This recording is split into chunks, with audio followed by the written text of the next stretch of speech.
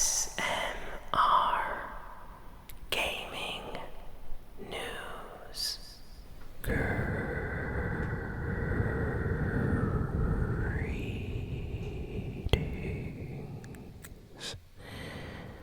everyone, and welcome to ASMR Gaming News. Please hit that like button, sit back, relax, and let's begin. So, we have a lot of really cool and interesting video game news this week. So, let's just jump in with the two biggest game releases of the week. So, NBA 2K23 just dropped this week. And honestly, it has been getting pretty good reviews. Fans have been playing the game. I've been hearing people say that they like this one better than the one last year. Apparently they fixed some of the issues that were going on with that one. I'm not super into the 2K games, so I can't really speak much on it. But reviews have been fairly positive. Streams are up for the game. Lots of people streaming it on YouTube, on Twitch. Even in the ASMR community, you have people like ASMR Collect and Play playing NBA 2K23. So a lot of hype, a lot of excitement. It seems like this year there has been a lot of partnering with like streamers and stuff all week on like the trending YouTube page and on Twitch. I've been seeing like sponsored creators get to do like special collabs with NBA 2K23. They got it a little bit earlier. So nice things like that. So I think they noticed that last year there was some negativity going on, and they really wanted to push that out of the way this year and kind of, be more open towards the, 2K community on YouTube and on Twitch. And so far I've been hearing good things from people that play the series. So that's a huge release this week. A lot of people have been waiting for that game, so it's finally out. And for those of you that are Nintendo fans, or maybe not that big into sports games, well, Splatoon 3 just dropped this week as well. And Splatoon 3 is like the biggest, I would say, new IP that Nintendo has created in the last few years. It debuted on the Nintendo Wii U, then Splatoon 2 came out on the Nintendo Switch, and now we finally have Splatoon 3. Splatoon is basically Nintendo's very own like shooter series, but instead of having an emphasis on shooting other players, there's more of an emphasis with the color, kind of like splat battles going on in the game. If you've never played a Splatoon game, the easiest way to describe it is it's basically 4v4. Like you have two teams of 4 facing each other with paint guns, and the team that colors more of the entire map with their own paint is the one that ends up winning the game. So you have to eliminate other players so they can't paint your area, and you have to be using all types of different weapons and abilities to splash as much paint around as possible. So if one team has like blue paint and the other team has red paint, whoever, paints the entire map faster than the other team before the timer runs out basically wins. There are like team deathmatch modes and all types of other modes in these games. There's also a single player story mode. Very popular series. Honestly, I need to get the new Splatoon. I've been seeing like gameplay videos and reviews all week. People are saying it's like the best Splatoon game. It's a definitive Splatoon game. It's packed full of content and features. And apparently Nintendo has said that they're going to be supporting the game for like 2 years with updates and new content. So that makes me very happy. So definitely check out Splatoon 3 if you're a Nintendo fan or if you have a Switch. let's see. So we got a lot of announcements this week. We got some Multiverses news. Multiverses this week got an update that added Gizmo, a character from the movie Gremlins, is now in Multiverses, and apparently they had to release a new update this week right after his release to kind of balance his character because the hit detection was off. Apparently some characters in the game were kind of broken, so Multiverses developers had to go and fix that before people start spamming attacks that are basically impossible to hit or things like that. So good on them for doing that.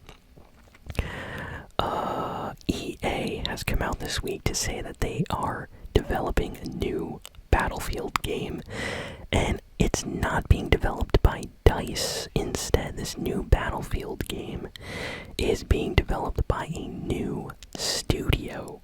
So completely brand new studio is making the next Battlefield game. And the only information that EA has given us is that the next Battlefield that is currently in development is going to be more story focused and is going to have like a single player story mode campaign, kind of like the older Battlefield games. So okay, I guess they're doing that. Honestly, I'm a little bit disappointed with the last Battlefield game. So I don't know about this new one that they're making. Like, I really hoped they would have fixed the one that came out, but yeah, they never really fixed the Battlefield they just released last year. They kind of abandoned it, which is very, very disappointing. And a lot of fans this week have been pointing that out after EA announced this. According to a rumor, Nintendo was going to announce a special Nintendo Direct this week, but it basically got canceled, and the reason for that is, if you have been avoiding the news today, basically the Queen of England has passed away, and Nintendo kind of prefers to stay out of the news with new announcements when there's like big world events or things like that going on. So it's delayed.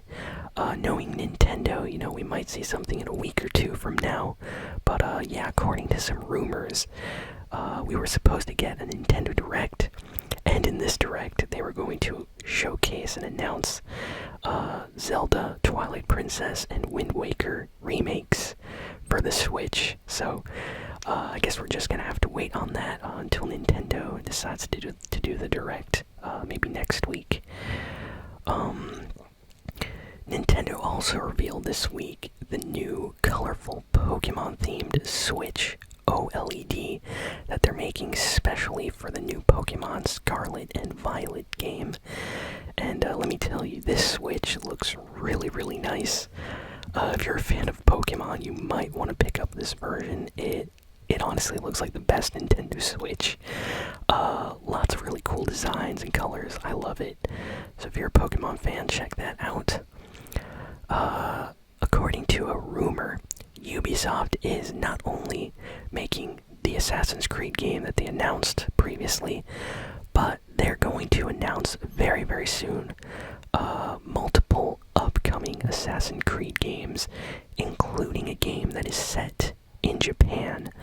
So a lot of people thought that Ubisoft was done announcing Assassin's Creed stuff, but apparently they got a bunch of announcements up their sleeve for upcoming projects that they want to, you know, rumor or tease before they actually get, you know, a trailer. So in the next few months, maybe at the Game Awards, Ubisoft might just jump out and give us a little teaser trailer for a new Assassin's Creed game. So that sounds awesome. We got some more info about the upcoming Super Mario Brothers movie that Illumination Studios is currently animating. Basically, Nintendo and Illumination have been working together on an animated Super Mario movie, and apparently this movie is set to release holiday season 2023. The movie is going to be called Super Mario Brothers, unless they decide to, change it maybe in the next few months. But if you go on Illumination's website, you'll see the movie listed as coming soon, 2023 holiday season, and Nintendo fans are very, very excited about this. Let's see, what else do we got here? Let's see. Apparently Mario Kart Tour, the mobile phone Mario Kart game, has made over $300 million in revenue. That is crazy. So basically, Mario Kart for phones has made more money than Mario Kart on the Switch. Just let that sink in for a second. That is insane.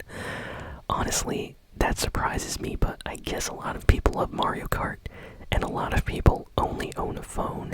So it kind of makes sense, you know? A lot of people download it, play it. Not that many people, you know, own a Switch compared to the amount of people that own a phone.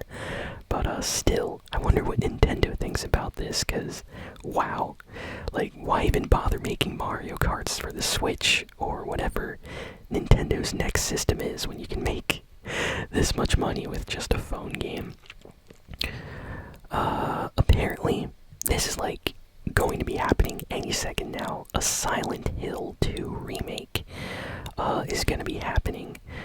Leaked images have been coming out all week. Insiders from Konami have been mentioning things on Twitter.